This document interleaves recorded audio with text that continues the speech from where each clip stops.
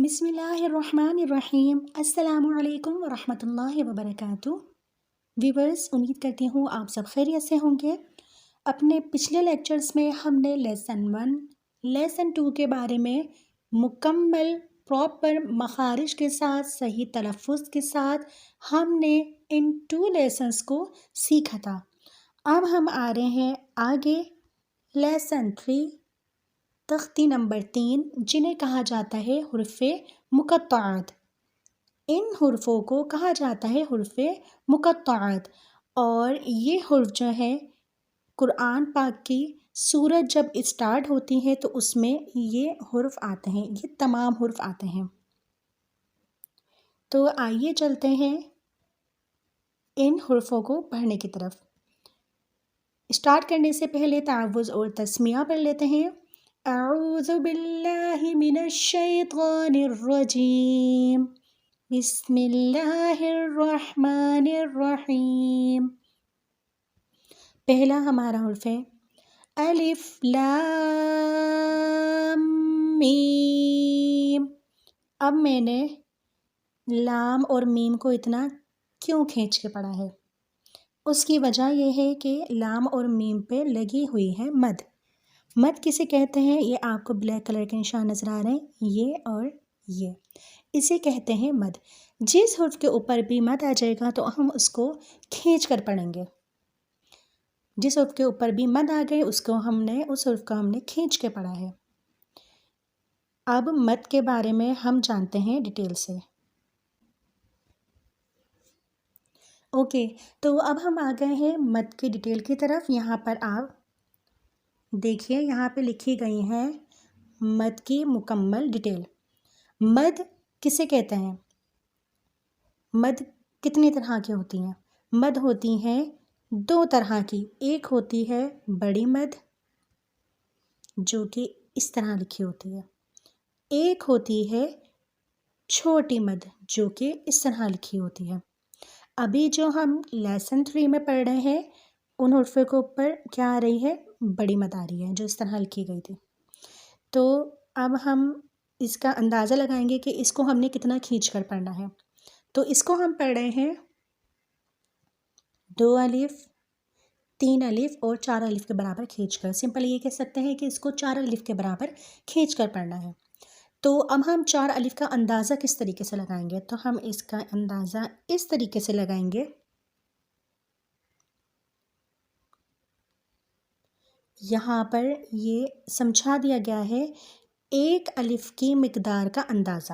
وہ ہم اس طرح کریں گے کہ ہم اپنی عام حالت میں کھلی انگلی کو بند کرنا یا بند انگلی کو کھولنا، مطلب ہمارا نارملی کسی بھی فنگر کو ہم کھول کر بند کریں، ہماری کھلی فنگر ہے اس کو ہم بند کر رہے ہیں نارملی، نہ زیادہ فاسٹ کرنا ہے نہ زیادہ سلو، نہ آپ اتنی تیزی سے کھول کے بند کریں نہ بہت آہستہ آپ کریں، نارملی جتنا کرتے ہیں تو اس میں جتنا ٹائم لگ رہا ہے اس سے ہمارا اندازہ ہو رہا ہے 1 الف کی مقدار کا۔ دوبارہ بتا دیتی ہوں، اپنی کسی بھی بند انگلی کو کھولنا یا پھر کھلی انگلی کو بند کرنا، اس میں جتنا ٹائم لگ رہا ہے اس کا اندازہ ہو رہا ہے 1 الف کے برابر۔ تو اب ہم بڑی مد کو کتنا کھینچ کے پڑھ رہے تھے؟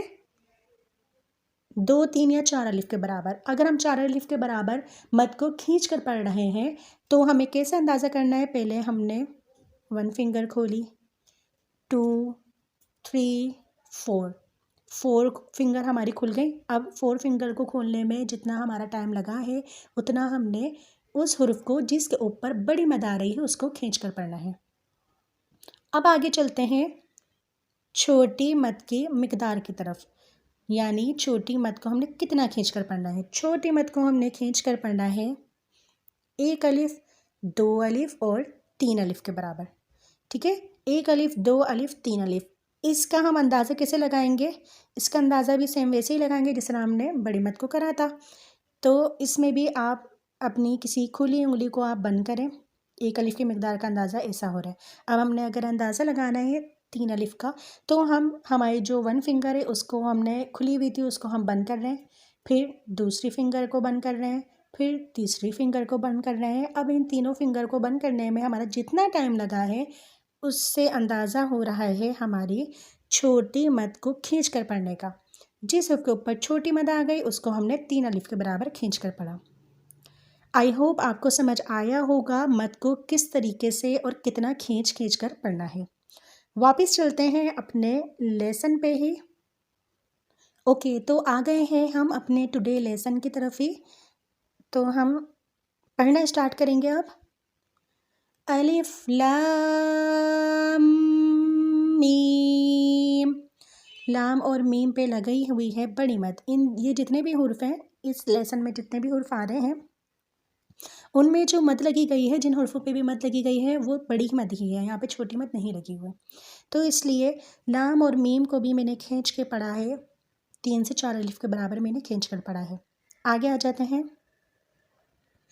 الف لام میم صاد. الف لام را. اب را کو میں نے اتنا زیادہ نہیں کھینچا.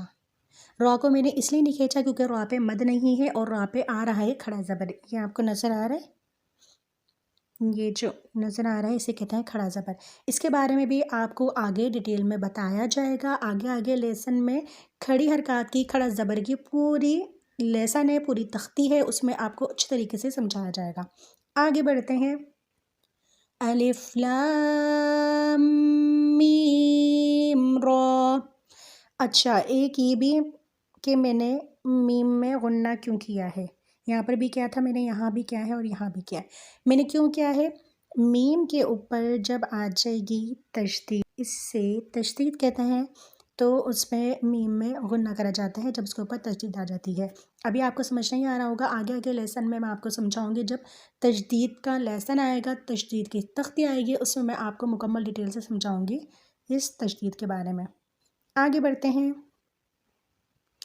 کاف ہا یا عین صاد. میں نے کاف کو کھینچا ہے، عین کو کھینچا ہے اور صاد کو کھینچا ہے. ہا اور یا کو میں نے نہیں کھینچا ہے زیادہ کیونکہ اس پہ مد نہیں تھی. آگے بڑھتے ہیں. طٰہٰ. طاسیم میم. طاسین. یاسین. صاد.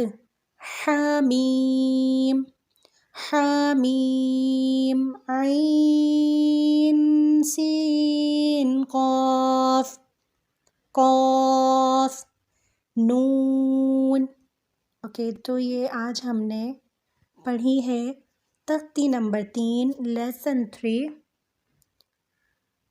جہاں جہاں پہ مد لگی ہوئی تھی اس کو میں نے کھینچا ہے اور جہاں مد نہیں تھی اس کو میں نے نہیں کھینچا. بعض حرف کو میں نے تھوڑا سا کھینچا ہے.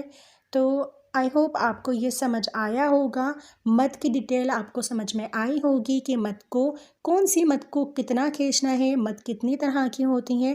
یہ سارا آج کے لیکچر میں آپ کو مکمل آسان طریقے سے سمجھا دیا گیا ہے اور میں امید کرتی ہوں کہ آپ کو سمجھ آئی ہوگی. اب انشاءاللہ ملتے ہیں اپنی نئی ویڈیو میں نئے لیسن کے ساتھ. جب تک اپنا خیال رکھیے گا، دعاؤں میں یاد رکھیے گا. اللہ حافظ. السلام علیکم ورحمۃ اللہ وبرکاتہ. Thanks for watching. Don't forget to like, comment, share and subscribe to